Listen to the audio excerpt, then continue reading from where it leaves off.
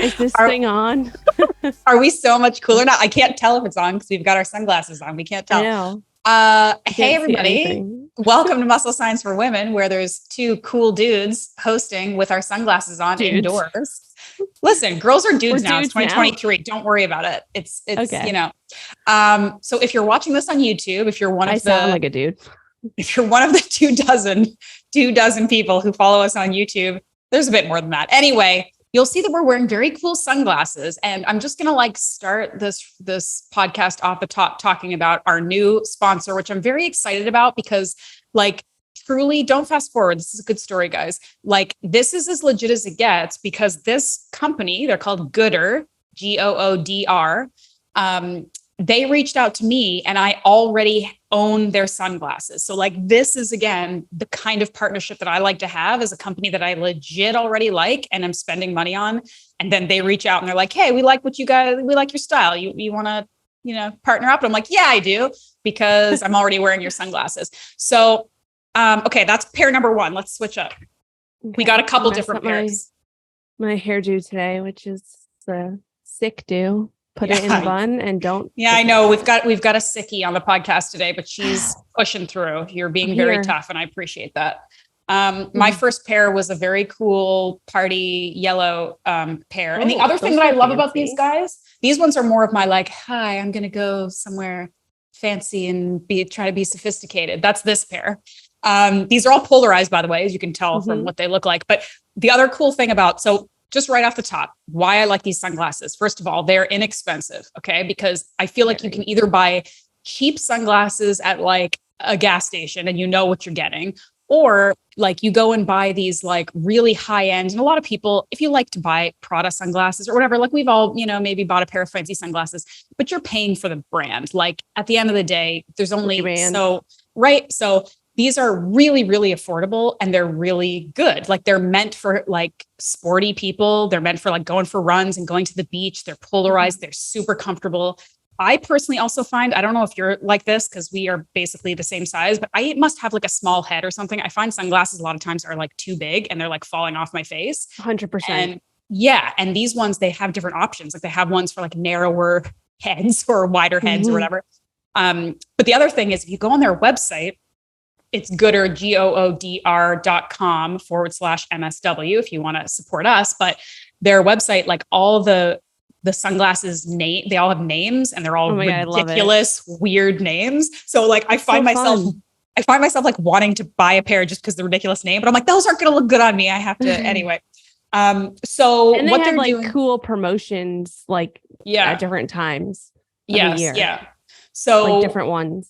What our deal is, because they're so inexpensive, they're really not keen to give us a crazy discount. So what they are doing, which I like, is the free shipping. So if you use the code MSW, it's free shipping. So that's a great deal. And I will just say, and I'm being completely transparent here, our Canadian followers, this does not apply to you. Unfortunately, this is just for our American followers. But as a Canadian who lives in Canada, I will tell you that you can still get these in Canada. And they are still a really, really affordable, good option. I was buying them and having them shipped to me before, we partnered. So again, I'm sorry to my Canadian followers. And I did reach out to them and say, hey, look, Canada, can you throw me a bone? And they just don't have it sort of sorted out yet. But I do still recommend, I just think they're great sunglasses. So anyway, we will put all that information in the show notes. A couple other actually things that I wanted to make sure you guys knew about Goodr, and then we'll move on. They do have a 1-year warranty, which is a pretty big deal. I didn't even know that. Yep. 30-day free return. So if you do buy a pair just because they have a cool name and you don't like them, you can return them within 30 days. And Goodr is also a 100% carbon neutral company. So they're really trying to do things right. They're trying to make this stuff like affordable and accessible and sustainable. And again, that's kind of a thing that we really like to have with the people we partner with, like, you know, Bubs with their philanthropic stuff. Like, we really just, if we're going to do this, let's do this with companies that we actually really like and feel good about. So I'm pumped that they have decided to sign on and hang out with us. So me too. And I will say too, like, they definitely are like very versatile. Third pair. Oh yeah. We all got different pairs. Yeah. This is my third one too. Yeah. These are kind of like everyday cool guys. Yeah. So the one thing I want to say is they definitely like stay on, right? They don't slip down, and it's not like I was very actually shocked. It's like they're not too tight, but they stay on, and they feel super comfortable. And then also it's like these black ones that I got, these are similar to like kind of the Ray-Bans I used to have, or I still have, that fall off my nose because my nose is so small. And I like don't like to wear them because they just keep falling. Even after I tighten them, it's like a week later. So anyway, these have been perfect. And I wore these on a bike ride when I first got them, it was like a few weeks ago before I got the C. The dreaded C. And the C. And it was cool because I was like, wow, these are very sporty, like very like I said, stay on, but they also like I wore them out just in like normal clothes. Which I don't do often because I'm usually not in normal people clothes.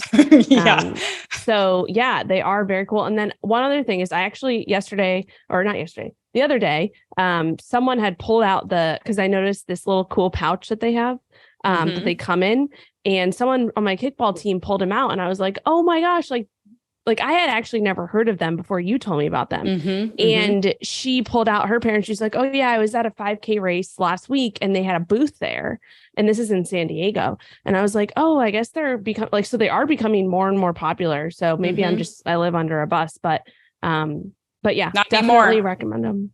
Not anymore. And the free shipping is legit. So definitely take advantage of that with MSW.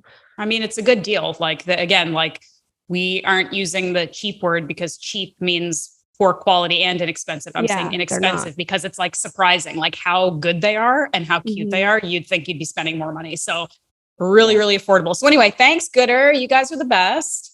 I forgot one pair that I will show off at our next podcast because I only got these 3 pairs. Okay, let's move on. I have lots of questions for you. Do you want to talk about my new beautiful? I was going to ask, what's going accessory? So just really briefly, you and I have talked, and I've been talking on my Instagram and stuff for the people who care about my shoulder issue, and I've been going to physio because what we're thinking it is. I mean, there's a lot of problems, whenever you have like a shoulder thing or a hip thing, like it's usually a lot of other things too.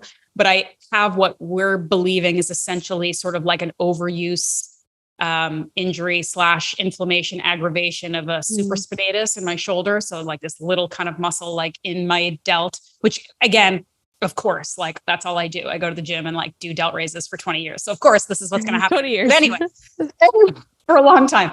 But I've decided like I need to deal with it because what was just sort of discomfort for the longest time has become an issue because it's really, it's become an impingement and pain, and it's stopping me from like my normal range of movement. So not only can I not do the workouts I want to do, it's like, it hurts me to like do normal things.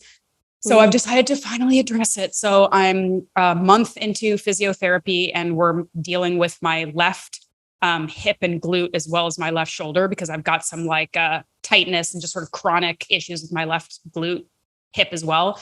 And it's a glute med issue. So I got to just get back to my Grow Your Glutes workshop and keep working on it. But I will say I have been doing, I think the increased work I've been doing on my lower body and then some specific physio stuff, as well as shockwave therapy. Have you gotten that? Have you done that? I haven't. Shockwave. It's sort of like the physio person kind of explained it to me as like, these like Theraguns that everybody has at home. It's like, if that's like a hammer, this is like a jackhammer. It's like really, really intense and it's painful, but it feels really good. And we've been doing that. And it's been really, I think, helping my glute for sure.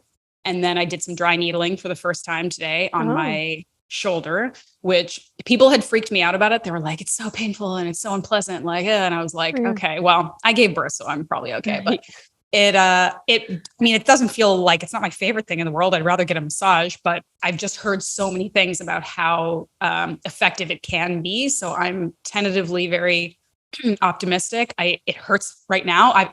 It's inflamed right now, not only because of the dry needling, but just from some life that's been happening the last week or two. I've just been irritating my shoulder. But all this to say, I've been sharing it on social media too, because I want to keep myself accountable. I've started and stopped trying to address this a couple times because, it's one of these things where you just like get lazy and you'd rather work out. And even though that's not the smart thing to do, it's really hit a point where I'm like, I need to fix this before it gets worse. And I want to be pain-free so I can work out the way I want to again. So that's what's happening. I'm going to do the exercises they tell me to do. I'm going to go get all the hammering and needling done that I need to, and hope that I get some relief soon. And then he just threw some tape on me. That's what we're talking about. For those of you who are listening and not watching, I have some tape on my shoulder to try and kind of like keep it in a relatively good, position, but, she doesn't feel too good today. So we'll see what happens. Oh man. Yeah. Well, it sounds like you're doing all the things. That's it. I'm just trying to do the things. Yeah. Do the things and give it time. Time is on your side or not on your, wait, what? Just be patient. I hope it's on my side. Just be patient. I That's hope. what I'm trying to say. One other thing I just wanted to say, because I want to throw it out to anyone who's listening, that we deeply appreciate you guys sharing, rating, and reviewing. And I read a review the other day because I was showing somebody the podcast, and it was the unfortunate thing about, I think it's Apple Podcasts, is you can't see the reviews from other regions. Like you have to go do some weird thing. Like I can only see the Canadian reviews. You can only see like the American reviews. It's really annoying. There's a way to figure it out, but anyway. And one of the like more recent Canadian reviews was somebody being friendly, like being positive. They gave us a good rating, but they did say that we both say literally too much. And I literally don't know what you're talking about. No, I'm kidding. I didn't think we said literally too much. However, I will concede that I listened to a clip from the most recent podcast that just came out, and I said like so many times, I couldn't stand myself. So I'm just going to tell all the listeners that we try our best. Some days are better than others. Some days we sound smarter than others. I think my issue is sometimes when I get like, oh, there it is. When I get overexcited, I throw these like filler words in and I just say like too many times. But anyway, so I'm not taking it personally. The person was nice. She was just like, you're great, but you both say literally. I'm like, I don't know. We're millennials or something. Are you a millennial? No, you might be younger. I don't know. Well, Whatever. No, I don't know. I don't even know what that is. Like, I don't even know what it's considered exactly. Like, it's the year. What's the year, right? Is that 2000?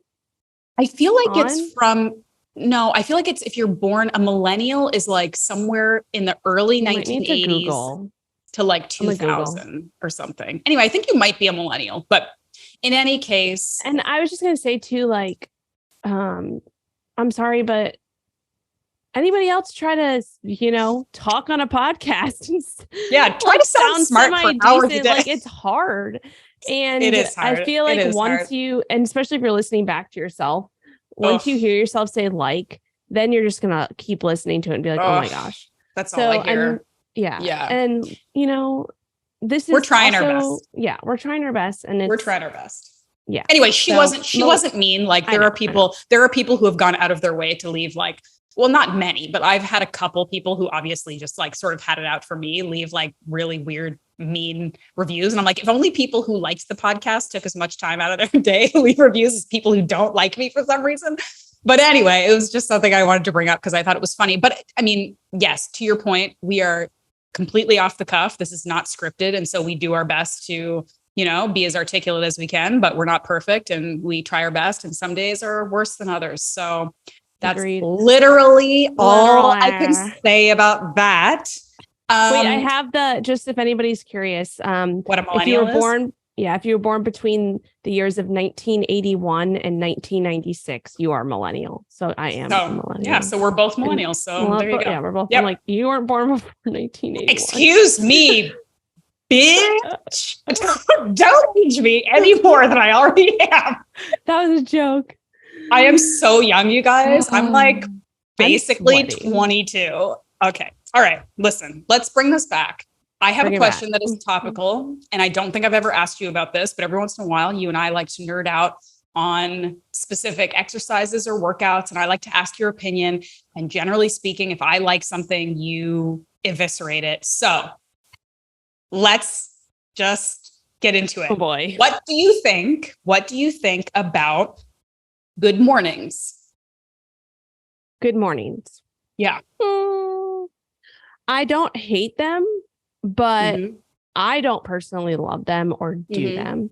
And the only reason is because so good morning, let's explain it. So you have a bar on your back and you're doing basically like a hinging movement. So you're pushing your butt back. It's basically an RDL, but instead of having the bar in front of you holding it, you're holding it on your back. And I guess you could, you can only do it with a bar. Like you could maybe do it with dumbbells, but like that would be weird. I've never seen that. I think I used to do it. I haven't done it recently. I used to do it as like more of a warm up, right? To like get my body, like just kind of use my core a little bit by putting the bar in a different place than I'm used to with RDLs. If I'm doing like warming up for squats or RDLs or heavy deadlifts or things like that.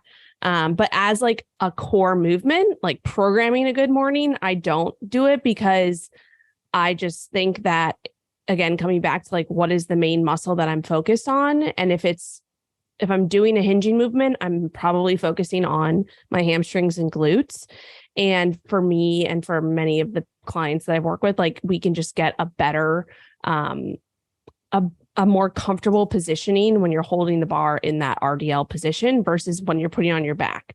Again, there's a time and place for everything. So if you are specifically trying to increase, core strength at the same time as your glutes and your hamstrings, not saying you're still doing that when you do RDLs and deadlifts. But it just having the bar at a different angle, it'll be a little bit of a different stimulus there. The other reason that I'm not a huge fan of it is because even just for myself, putting a bar on my back, like I have like kind of tight shoulders already. So it's just like not comfortable. And I can't focus in on the muscles I'm trying to work as much as I could if I was doing an RDL. So that's it. Okay. Cool. I mean, I think what do you think?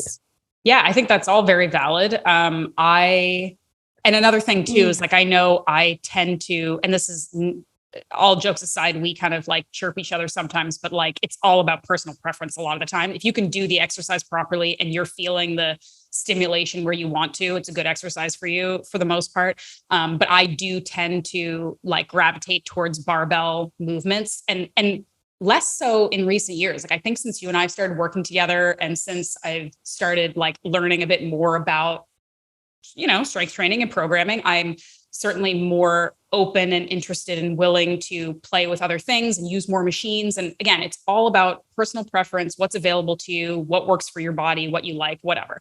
But again, it's just sort of how I started in my training, weightlifting journey. I just have a soft spot for barbell stuff and I just like it. So I'm going to always be kind of interested in that, but I never really did good mornings ever. And then I recently have been going down like an interesting rabbit hole, looking at, do you know who Mike Israetel? Yeah. Should we take this conversation offline? Oh no, okay. I know who he is. Yeah. He's the kind periodized Renaissance periodization. Dude. Yeah. So he's kind of like a big dude in the like strength and muscle, hypertrophy world. I actually had him on my podcast a long time ago. Yeah. Yeah. He's, there's a lot of like big dude bros out there doing this kind of stuff. And I mean, anyway, but I was looking at a couple of his things. I went down a bit of a rabbit hole and it was interesting anyway. And it was just another sort of movement that is, again, hitting sort of, like you said, hamstrings, glutes, like spinal erectors and stuff. If you're doing it properly, that could be kind of beneficial and interesting. And in the spirit of just wanting to throw things in that I maybe haven't done before or whatever. And I found them to be really effective for me. I did hit into a bit of the issue that you're talking about with like tight shoulders, where having like holding it on my back that way even more so than doing like a back squat with a barbell. It was uncomfortable. So I don't know how like hardcore I'm going to get into them. But I did think it was kind of fun and spicy to like throw it in. So anyway, as I was doing it, I'm like, I should remember to ask Rachel about these because I'm sure she's got an opinion. But also, anyway. one more thing 100%. One more thing I didn't mention is like also when we're talking about, training a specific muscle, like what's the goal? You also want to think about the limiting factor. And one of the limiting factors of a good morning is that you can't put as much weight on your back there as you could if you were holding it in front of you and also using grips, right? Because just like, it's just a lot different in the placement of the weight. And I think that it also is just like, if you try to put really, really heavy weight on your back and do like a hinge like that, to me, it just doesn't feel super safe unless you're like really, really well versed and you've been like working up the weight and all that. So that's kind of just another thing. I'm like, but again, exactly what you said comes back to what the goal is, and everybody is their own individual. Yes. Okay. And I apologize again for everybody listening. I am sick, if you can't tell.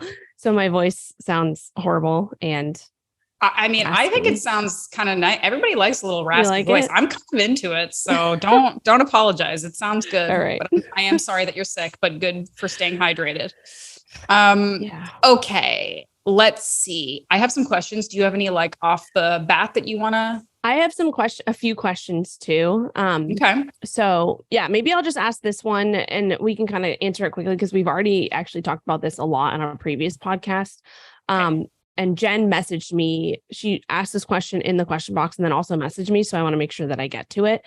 So Jen asked, how do you find the right fitness-minded doctor? My current doctor, basically, she's just saying her current doctor recommended less than 50 grams of protein per day. And then she was just saying also like, she's not sure where to go to find a doctor who's well-versed in fitness, nutrition, all of that. And I have like some thoughts, but if you want, like whatever you think, I mean, you start first and then I'll see if I have anything smart to add. So I think just in general, we talked about this a while ago when I actually talked about, I think it was one of our first few episodes for MSW, where I actually went to my general doctor just to get a physical through my insurance company. And she had recommended the same thing. And I was like I didn't say anything because I was just like, okay, well, yeah, sure. And I have not gone back to her if that says anything. So I think the biggest thing to think about is like, okay, but why are you seeking out nutritional advice from your doctor is the first question I would ask, because most doctors, unless they're a functional medicine doctor who is specialized in nutrition and they are a nutritionist themselves, right, or a registered dietitian, and they've gone through proper training, they've worked with clients in the actual clinical setting, teaching them and bringing them through nutritional protocols, you shouldn't be seeking out a doctor for nutrition related advice, in my opinion. You should be seeking out a nutritionist and someone who does this for a living, like us, or someone who works like a health related coach, someone who works with people day in and day out for these specific things, right? That's my first thing. And I was trying to think of an analogy for this. And the only thing that kind of came to my head, and I don't know if this is even good, but it's like if you were to hire a plumber for interior design of your house, like you wouldn't do that. Right. Yes. Just because they like know the ins and outs of the house, like you wouldn't hire them to do more of the aesthetic stuff and it's not, that's not their specialty. It's not their specialty. And like, it's not, of course, like health and internal health, it's all related, hormones, everything's related. Right. But that's just kind of the analogy that came to my mind. Like you wouldn't hire a plumber or electrician to like do your interior design. And that's kind of how I thought about this, because it's like, yes, like the doctors, and we talked about this a bunch, are trained in specific areas. And this is even something we talked about when we were talking about HRT, hormone replacement therapy. A lot of women actually seek out, like they think that, oh, I'm just going to go to my OBGYN when I need to start talking about perimenopausal, things like HRT. And that's not the case. Like OBGYNs are not, unless they've gotten special training in hormone replacement therapy, menopause, aging, that type of thing, most all of them do not go to school for that. They go to school for, pregnancy planning, general, surgery, things like that. Like they are not specialized in that. So that's like another whole other topic too. But it's kind of just thinking like you have to go to the right person for the job, what they specialize in. And so if you are seeking out help in this area, especially related to like protein, right? If we're talking about protein and your needs and things like that, don't go asking your doctor. Seek out someone who, you know, does this for a living. So that's kind of, is that? Yeah, I think that's a good answer. And I think the thing is, a lot of people are hopeful that they can kind of have a one-stop shop, and that is increasingly rare and unfortunately unrealistic these days. Like we'd love to think that our primary care doctor, physician, whatever, knows everything, like is the plumber and the interior designer. And unfortunately, it's just not the case. And I do think that this isn't a top secret answer. I think that like you just kind of need to like get on the internet and do some research and or ask people in your community. I tend to think that most of the people who are seeking out nutrition help and are listening to this podcast are people who are like more than average interested in improving their health, learning about nutrition, optimization, all of those things.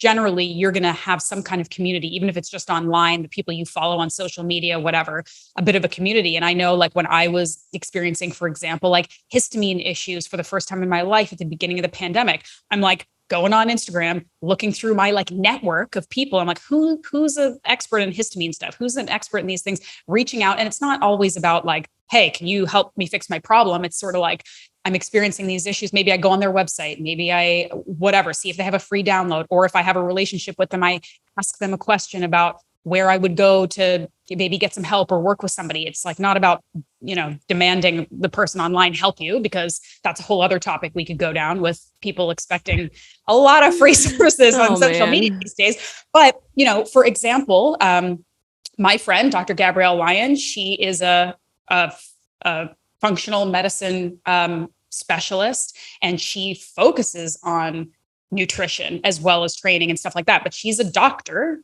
who happens to really specialize in longevity and optimization through nutrition and through exercise. She's pretty rare, but there are people like her out there, and she could be somebody that would be really beneficial to you. Maybe not, but that's when you need to do your research. You need to reach out to like her team, for example. And a lot of these people, a lot of these like kind of online client facing doctors or clinics will do like maybe intake calls or free consultations or things where you can get a feel. Is this somebody who's going to understand what I want, who I can get along with? But it does require more and more of like our own kind of legwork and research and like asking around and seeing through word of mouth and seeing what kind of stuff is out there. We can't just assume anymore. I'm going to go to whoever the doctor is that's closest to me, that was given to me, and assume that they know everything that's going to help me live the best life, as opposed to just like keeping me alive, you know? Yeah. So, yeah. And I can guarantee that like Dr. Gabrielle doesn't have, like, she's not the one who's going to be checking in on you every week or coming up with your nutrition plan. Like she's going to refer you out to a health coach or a nutritionist or a fitness coach. Right. So like, I think that a lot of people are kind of looking, like you said, looking for a one-stop shop, when reality, it's not, that's not how it works. Yeah.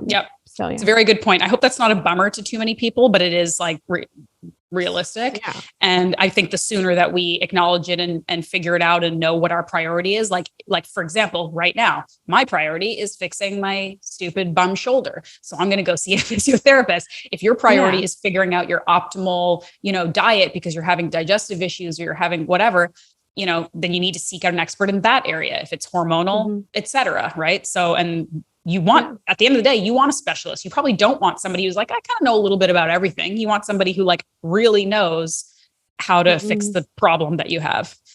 Yeah, absolutely. And we are health coaches and we have our own practices. So if you're interested in more health, nutrition, fitness specific for you, Good plug. You can contact either or both of us. Also, I don't know if you saw, sorry, interrupting you. Someone just, we just had to sign up for the MSW program yesterday. So want to shout out to all people who are taking advantage of the MSW program and the Grow Your Glutes workshop. Yes. And we talked about this last week. Do you want to share our new promotion for? Yeah, good call. I completely forgot about that. Yeah, basically, I mean, we've talked about this in social media, but this is a new kind of forever longstanding thing is we're offering first responders military discounts, which again, it's sort of like when we came up with this idea, we were like, why haven't we been doing this? I mean, it's a no-brainer, obviously, but listen, we're a small team over here at Muscle Science for Women. So only so much brain power. Yes. But I mean, it certainly, again, goes without saying that first responders, people who are working in these fields, military, emergency services, of course, deserve recognition for the incredible work that they're doing. And they deserve discounts on everything because they do insane work that not everyone can do. And it's really, really important. And I, again, I say it all the time, but I come from a military family and I, think he should get every single discount in the world because I think he earned it. So with all that to say, if you are in emergency services, any level, whatever, we're not going to be stingy about it. Military, you could be a veteran, you could be actively serving, and you want to take one of our programs, all you have to do is kind of either DM or email us directly and let us know, give us maybe like a thumbs up picture in your uniform or something. And we will give you a discount. And we would be just honored to have you in our programs because you're awesome. And we just wanted to thank you. So that's it. We'll put that in the show notes too. Are we going to extend this? And I think I already did. So sorry if you're against it, but to nurses, I had a nurse reach out. So if you're a nurse, doctor, someone, anybody in the medical field who is on the front line, I guess. Absolutely. Absolutely. Yeah. Like I said, I don't think we're going to be stingy with this. So if you want to plead your case with us, we're probably going to say yes. So but just even if you're a veterinarian, I love me some dogs. There you go. So thank you for your you're service. Included. I've made that decision. There you go. Executive decision. Thank you for your service. So so we'll put that somewhere so that people know, and don't be shy. If you're interested in taking the course, any course, Grow Your Glutes, Muscle Science for Women, reach out and we'll get you your discount. So awesome. Thank you for bringing that up. No problem. I got a funny message on Instagram about somebody. Actually, I've gotten a couple of these. Somebody who is trying to buy a Ninja Creamy and they're sold out and wondering if we have anything to do with that.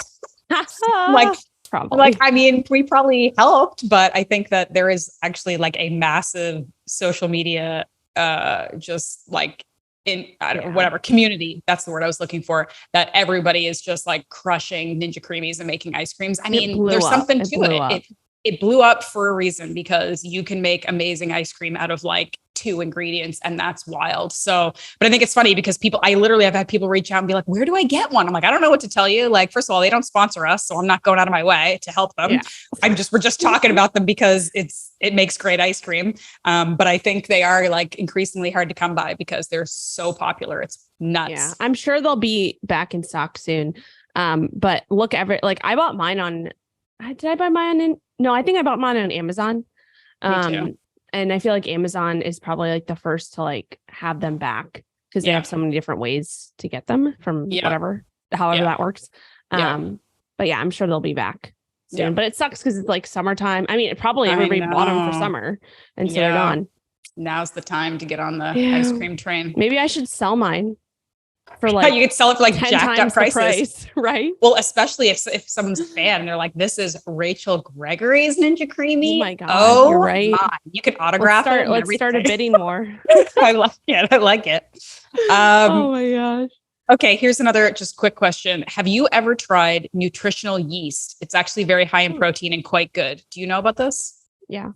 I've tried it before. I used to put it on, it's been a while. I went through a period where I was trying it out. And when I gone through experiments of like doing dairy free and things like that, it has like a kind of like a cheesy flavor. It's definitely not cheese. Like it's not the same. But it has kind of like, I don't know how to explain it, like a nutty, cheesy flavor. And you can sprinkle it on salads or, whatever you want, vegetables, even like, I know I used to like put it on broccoli and would just give it like a little bit of an extra flavor. So yeah, make it taste less like broccoli. Yeah. And it is, I wouldn't say it's high in protein. Like it has protein, but like you would have to eat like a ton of it for it to be quote unquote high in protein. And it's not something that you would probably eat a ton of. It's like a sprinkle on, stuff. So yeah.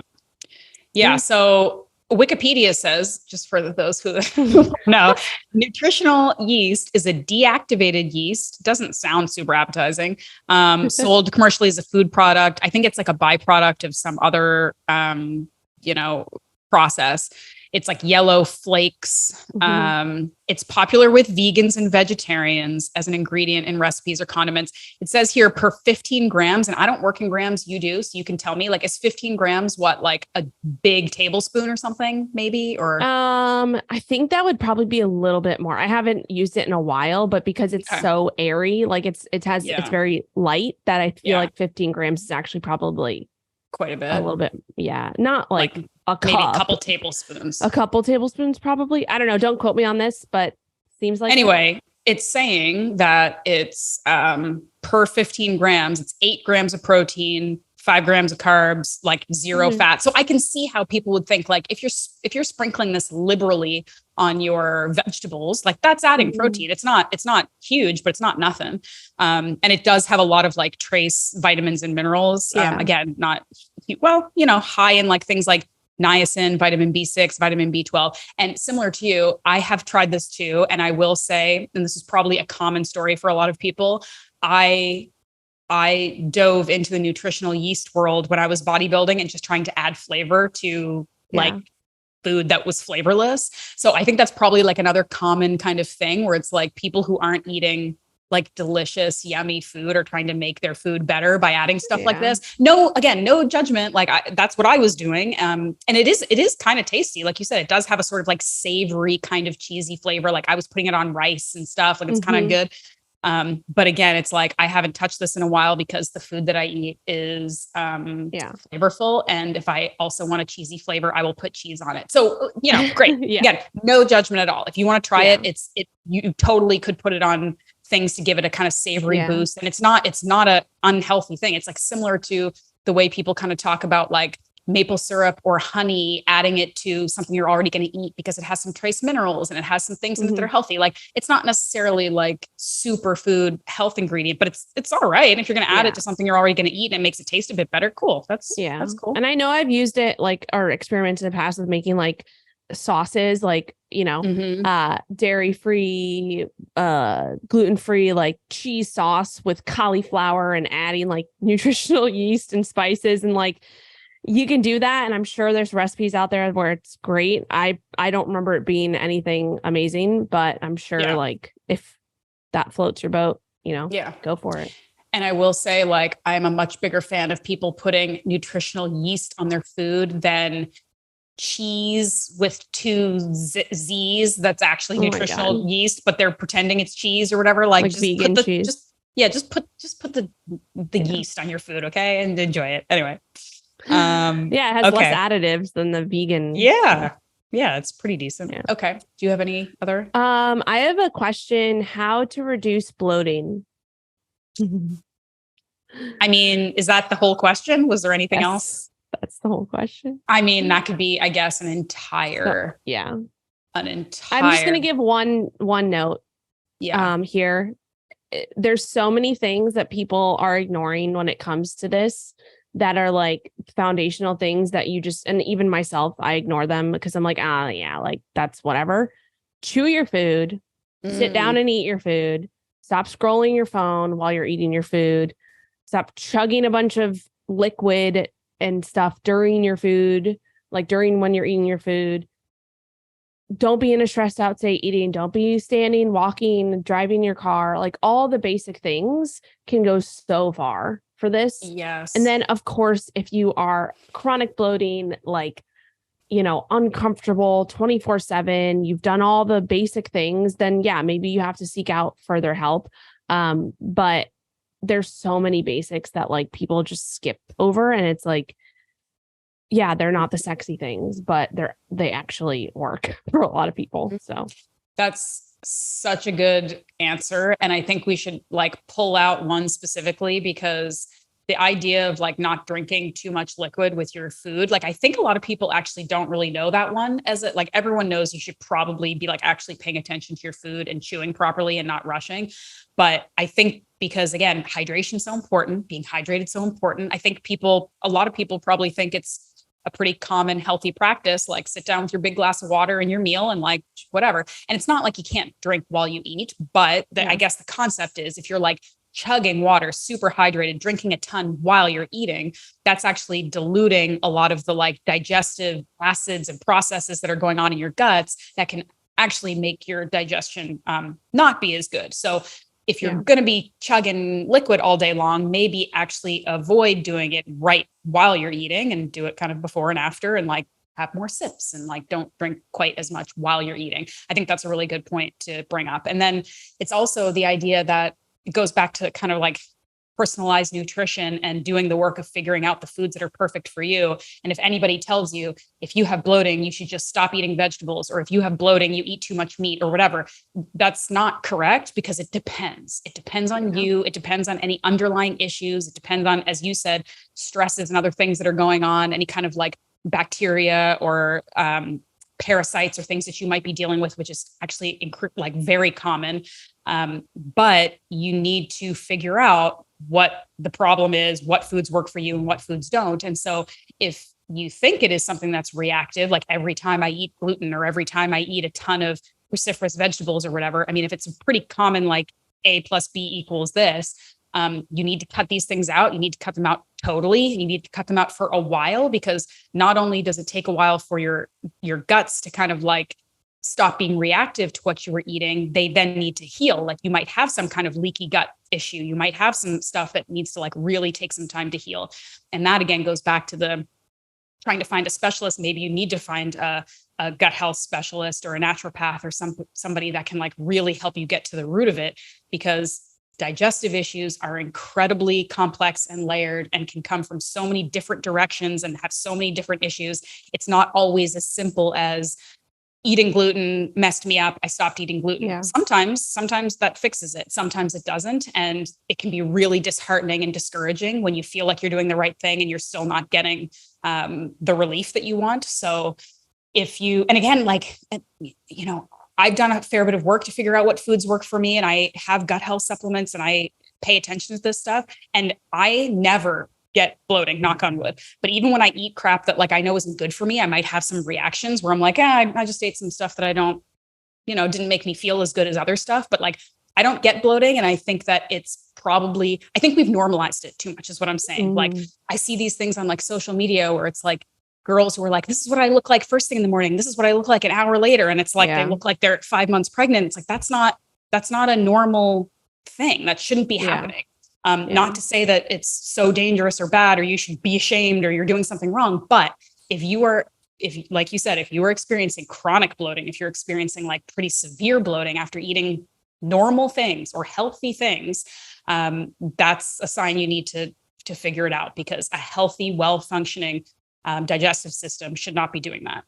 Yeah. So, and I'll add something too. I think it will also change over time too, as you start to figure out what's happening too. So like, for example, I love a big ass salad, right? But there was some people just in general, they just really struggle with digesting, raw veggies and just veggies in general, right? We talk about this all the time. And so maybe they'll never do well with a big salad, right? Ever. Yeah. But you'll never know if you don't experiment. And so like, there was a period of time, even a few months ago, where I had to cut out salads because every time I ate like a big salad, just raw veggies, I was not reacting well to them. But that wasn't like, oh no, I can't ever eat a salad again for my entire life. I figured out what was going on, and the root cause was not the salad. It was other stuff. Right. And so now I can have a big ass salad again and feel completely fine and actually not be bloated at all. And so it's like, and it wasn't just bloat, like there was other stuff going on. So it's like, you can't just like completely cut out something and be okay, I can never have that again, and that's going to solve all my problems. That's not how it works. Unless you are truly like gluten intolerant or dairy intolerant, and like you don't actually produce the enzymes necessary to digest these things, like your body just doesn't do that. That's like a whole other thing, right? So I think it's just like coming back to like what the root cause is, like the root cause of your bloating is not vegetables. There's something else going on there. Yeah. So yeah, that's all I'll say there. Yep. I agree. I have 2 more questions, but I think they need a little bit of off-air research. So I'm going to save them for our next call. Do you have anything else you want to Nope, chat I don't about? have any more. Nope. Okay, great. I think that was 45 minutes. I think that was pretty I think that decent. was plenty of information. And I think we kept the literallys and likes to a bare minimum, I guys. don't even know, but whatever. You're like, I blacked out this entire time. I have no idea what I said. I mean, yeah. It's what are you doing for like yourself? hard to remember things. What am I doing for myself? What are you doing for yourself to feel better through your sickness right now? Last week I had like the worst headaches, like splitting headaches, and that should have been a sign that I was like, okay. Yeah. But I just ignored it. But I knew it was an issue when I actually started taking medicine, because I never take medicine for anything. Like I never take Advil or anything like that, because unless it's like severe, and I'm like, because I know it's just kind of like a Band-Aid, and I'm like, all right, like whatever. And then I went through a period of time, I was like, okay, I need something. So when that happens, I'm like, okay, this is like legit. But yeah, I haven't, so I actually, if I didn't do this, I wouldn't have lifted a weight for like probably almost 2 weeks. But on Saturday, I was feeling a lot better, and I was like, oh, I feel like it's on the outs. And so I did like a little mini upper body workout at my home gym. And it was a struggle. I didn't go crazy, but like I did get a little bit of a muscle pump. So that made me feel better, like back to normal. But other than that, I haven't like really lifted or worked out, which of course is just like sucks. Like, I know I'm not like, oh my gosh, I'm losing all my muscles. Like they're just gone forever. Obviously, but it's just annoying because it's part of my daily like routine. And so it's like, I just feel off. And even just going out for a walk, like I went for a walk before this, and my body was like, stop. Tired, like, what are you doing after like 10 minutes? And I'm like huffing and puffing. So that's a very, I need a rest. That's a very frustrating kind of sickness to deal with. So yeah. But I've been sleeping like 9-10 hours and like not setting an alarm, just to like get, as much rest as possible. So I think it's on the outs. Hopefully we'll see. That's good. Okay. All right. Well, good luck. And thank you to everyone for listening. Thank you for sending in your questions. You can continue to do so anytime. You can just email us at musclescienceforwomen@gmail.com. It's the number 4. We answer all of those. Actually, there were a couple more. There's a couple in there that we'll have to get to next time. Anyway, yes. So you can always do that. You can reach out to us on Instagram. You know where we are. And, share the podcast with someone you think might benefit. I'm pretty happy about, I feel like we're seeing some pretty like steady growth. I've been looking at our analytics, and it's very hard. Everybody's got a podcast, right? Podcasts are like, it's oversaturated. Yeah. There's a lot of them. And I am proud that we're still chugging along, and we have a very loyal and growing audience, and people who I think are, just joining and engaging with it and learning. And it makes me happy. So let's try to like keep it up. Just share it with people you think could benefit and would like to listen to us on their walks. Yeah, absolutely. All right, guys. Till next time. Don't do stupid shit. Don't be insane. Bye.